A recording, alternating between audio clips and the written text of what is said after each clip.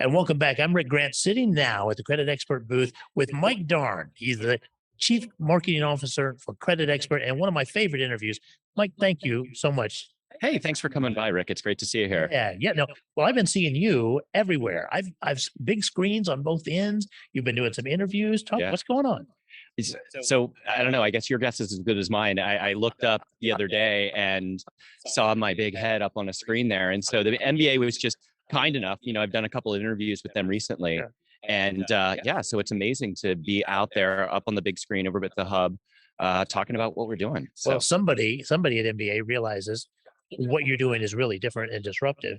And so I want to talk about that a little bit. But Sure. first, what about the buzz at the show? Now, you've been here on the booth for a day and a half. Yeah. What are you hearing? What's the industry saying? What are you seeing? Yeah. So, I mean, Rick, you know this, we're in a little bit of a free fall in the market, right? And I think what we're hearing is lenders are really adjusting to that, right?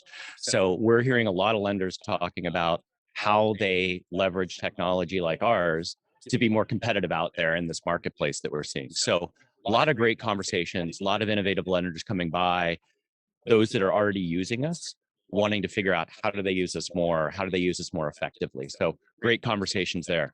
Yeah. Now, the new platform that you announced just a couple of weeks ago is going to make that a lot easier for lenders.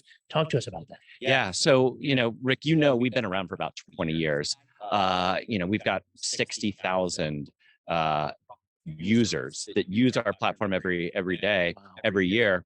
And, one of the things with this new platform is we're making it easier for them to do that. And I think the biggest thing with the new platform, the tools that people have come to know Credit Expert for, What If Simulator, Wayfinder, Credit Assure, you kind of pull those off the shelf, right? When you need them, right? Right. The new platform integrates credit much more strategically into a lender's operations, right? So making it so that they can institutionalize usage. They're not pulling it down just when they need it, right? So being able to see the credit potential of all their applicants as they come through is going to be a huge improvement. Some of the other things that we've really been thoughtful about as a company is once you have that applicant that wants to move forward, get their score up, we used to send them PDFs and they'd kind of go off into the ether. We've got a whole new interface for applicants where they can go in, secure portal, see what they need to do. And as they're checking those things off the list, the LO is able to see exactly what's being done. We're sending automated emails. So we're making it easy for the lenders to keep in touch with their applicants and move them through the process. Wow, that is a significant change from how the industry is normally treated credit. And so most LOs that are watching this, they're familiar with credit counseling, they're familiar with credit repair. But Yeah. you're talking about something different. Yeah, we get that question a lot, right? So we get people coming by the booth. So you guys are credit repair, and I really like to differentiate, right? And I think one of the ways to do that is to really kind of think about the end user, the applicant, and what tool would be relevant for them, right? Yeah. So you've got credit repair, you've got credit counseling, and then what we do is we bring insights, right? Data-driven insights. And so when you talk about a credit counseling, applicant, someone that might be right for that, that's somebody that probably needs a lot more work on their credit, right? It's got a lengthier process, one-on-one, really kind of restructuring their financial life in some ways to get to a point where they could qualify for a home. And that's going to be a lengthy process, and there's certainly a place for that. When you look at credit repair, that again is probably for a smaller subset of the population out there that, needs some help repairing some of those things on their credit file.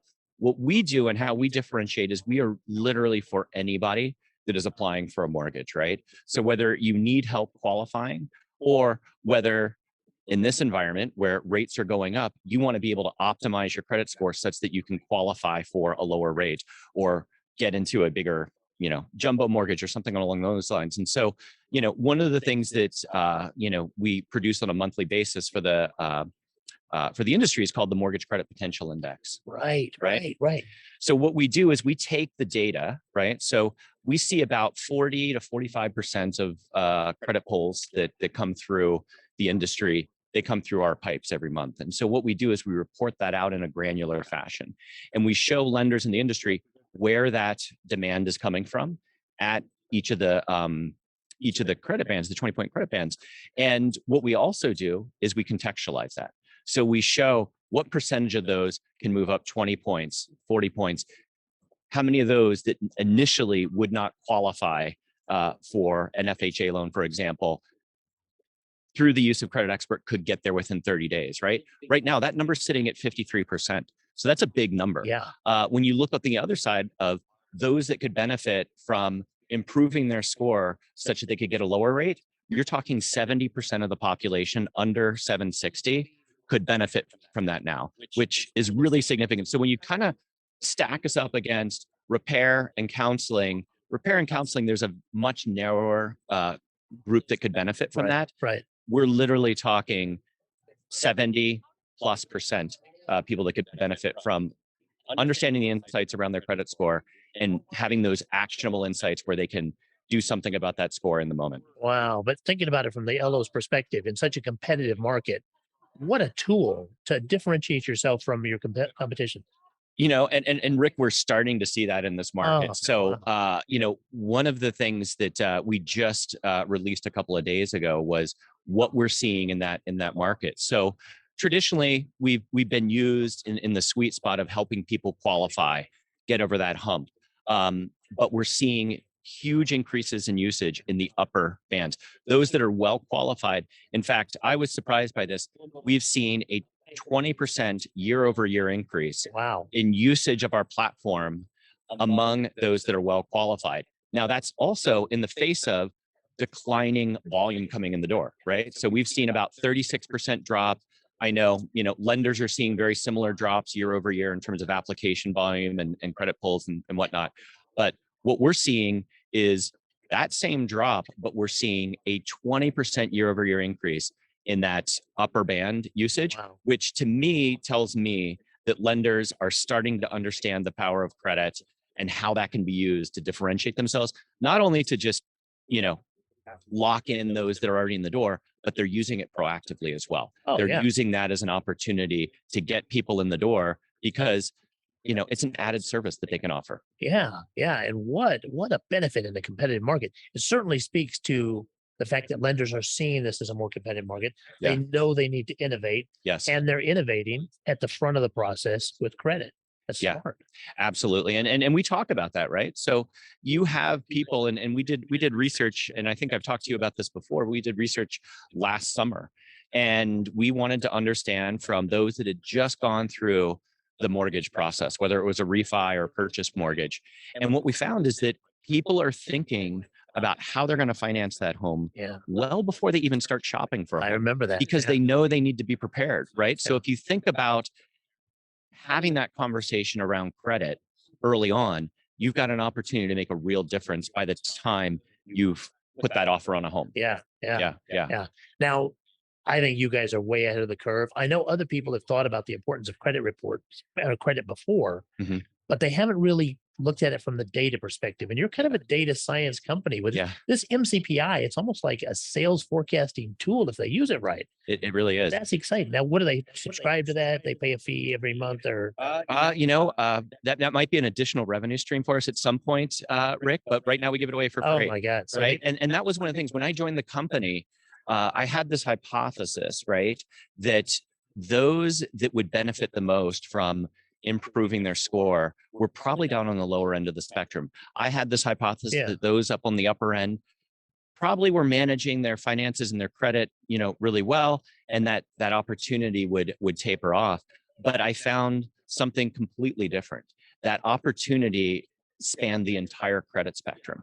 And so what we wanted to do was with the MCPIs, we wanted to take that data and we wanted to put it out there into the marketplace. As you mentioned, there's a forecasting element to this, right? Yeah. So if you believe the research that we did last year, where people are thinking about financing before Yeah. they actually put those offers on homes or even start shopping for homes, you've got a leading indicator there, right? Yeah. Let's call it maybe 60, 90 days leading indicators. You can kind of see where that volume is going to come. Yeah. One of the things that we're going to do, Rick, is we're going to go even deeper on the MCPI in the coming months here. We're going to drill down to zip code level data. Oh, wow. So we can start to see what's happening in various markets within the country. So the idea is, we want to put that out there in fact, we actually invite people to say, hey, I'd love to see something like this, right? Because we want it to be useful for the industry, so that they can start to think about how they incorporate credit into their process and how that might help them think more strategically about what they're doing. Absolutely. And in an environment with increasing inflation, homeowners and wannabe homeowners are under increasing pressure to keep their finances in good shape. This could be a really useful tool to consumers who have no really other view into what this means. You don't. And the thing, Rick, when you look at, like, you could obviously start to guess on, like, hey, this is what might, move my score, up or what have you. But these algorithms are so complex, you could actually end up hurting yourself if you say, you know what, I'm just going to do this. I'm going to do a little bit of that. And what we do, I mean, over the years, we've analyzed nearly 1 billion credit pulls, right?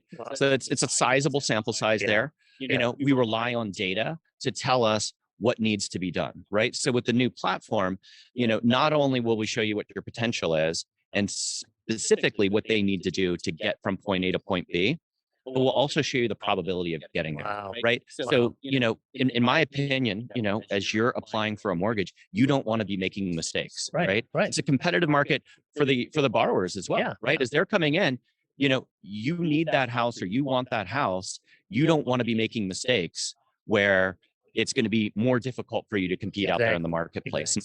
So I think that's one of the cool things is, as you start to think about this, is the data-driven nature of all of this, is that, we should be able to know what to do, but some of the things that you may, think about doing could actually end up hurting you. So, our advice would be, use data, as your friend here.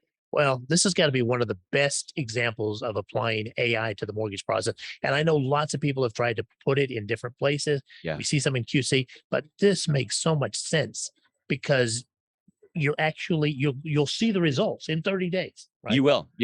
And one of the other things, Rick, is that if you think about, a lender and the relationship that they, have with applicants and everything, what this does is this makes credit much more transparent, right? Rightfully so. Credit scores are these black boxes, right? Of like taking all this, financial data and kind of crunching it down and giving lenders indicators.